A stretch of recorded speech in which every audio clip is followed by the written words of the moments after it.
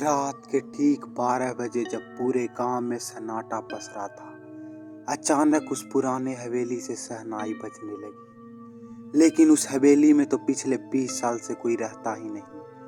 कहते हैं उस हवेली में एक दुल्हन की मौत हुई थी। उसकी शादी की रात, लाल जोड़े में सजी, हाथों में मेहंदी, पायल की छन छन। लेकिन अगली सुबह वो जिंदा नहीं मिली।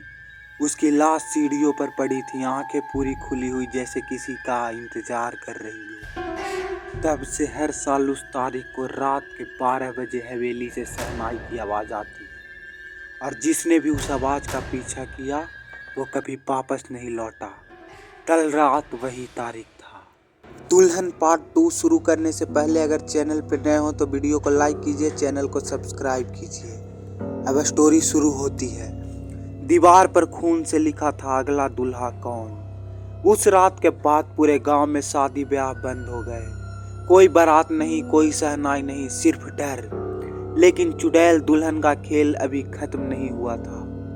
गांव में एक और लड़का था, अर्जुन। शांत सीधा लेकिन एक राज छुपाए हुए।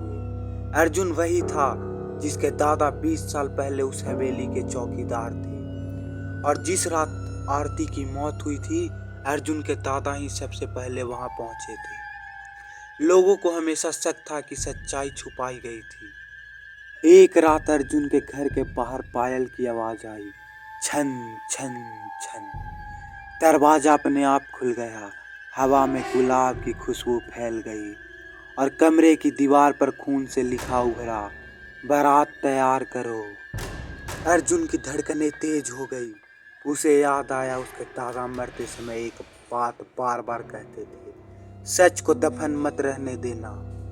अगली रात अर्जुन अकेला हवेली पहुंचा। इस बार हवेली पहले से भी ज्यादा खामोश थी।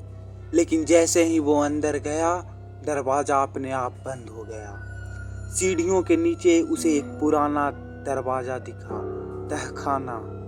अंदर अंधेरा था, दीवार पर पुराने खून के धब्बे, और नीचे में एक लकड़ी का संदूक। संदूक खोलते ही अर्जुन की सांस रुक गई।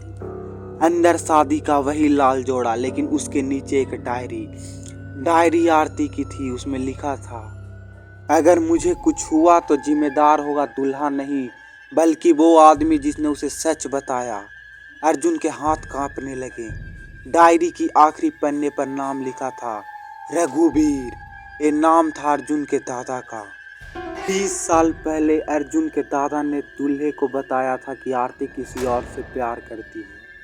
दूल्हा गुस्से में पागल हो गया और उसी ने आरती को मार दिया। लेकिन मरते वक्त आरती ने सिर्फ दूल्हे को नहीं बल्कि उस आदमी को भी श्राप दिया जिसने सच उजागर किया था, तुम्हारी आने वाली हर पीढ़ी मेरी अधूरी शादी पूरी करेगी। अर्जुन समझ चुका था वो ही अगला दूल्हा था। गांव में अचानक फिर शहनाई बजने लगी। इस बार हवेली नहीं, अर्जुन का घर सजने लगा। दीवार पर फूल, दरवाजे पर मंडप। अर्जुन को किसी ने पीछे से पकड़ लिया। उसने मुड़कर देखा, लाल जोड़े में वही दुल्हन, लेकिन इस बार उसका चेहरा और भी भयानक था। आंखों से खून बह रहा था और मुस्कान फैलती जा रही थी। चलो अर्जुन, सात जन्म का साथ निभाएं। अर्जुन चीखा, तुम्हें इंसाफ चाहिए या बदला? एक पल के लिए सब कुछ शांत हो गया। दुल्हन की आंखों से आंसू चमक उठे। मुझे सच चाहिए। अर्जुन ने हवेली के सामने पूरे गांव को जमा किया। सबके सामने उसने अपने दादा का सच बताया। मेरे दादा ने गलती की थी, लेकिन सजा पूरी पीढ़ी को क्यों?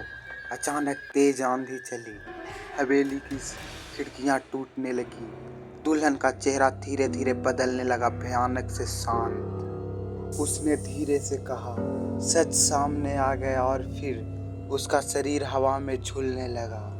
लाल जोड़ा राख बनकर जमीन पर गिर गया। शहनाई की आवाज बंद हो गई। सबको लगा सब खत्म हो गया, लेकिन उसी रात गांव के दूसरे छोर पर एक नई शादी थी। दुल्हन के कमरे में अचानक आईना टूट गया। पीछे से पायल की आवाज आई, छन छन छन, और आईने पर खून से लिखा उभरा, शादी कभी अधूरी नहीं रहती। अब इसके आगे की कहानी नेक्स्ट पार्ट में।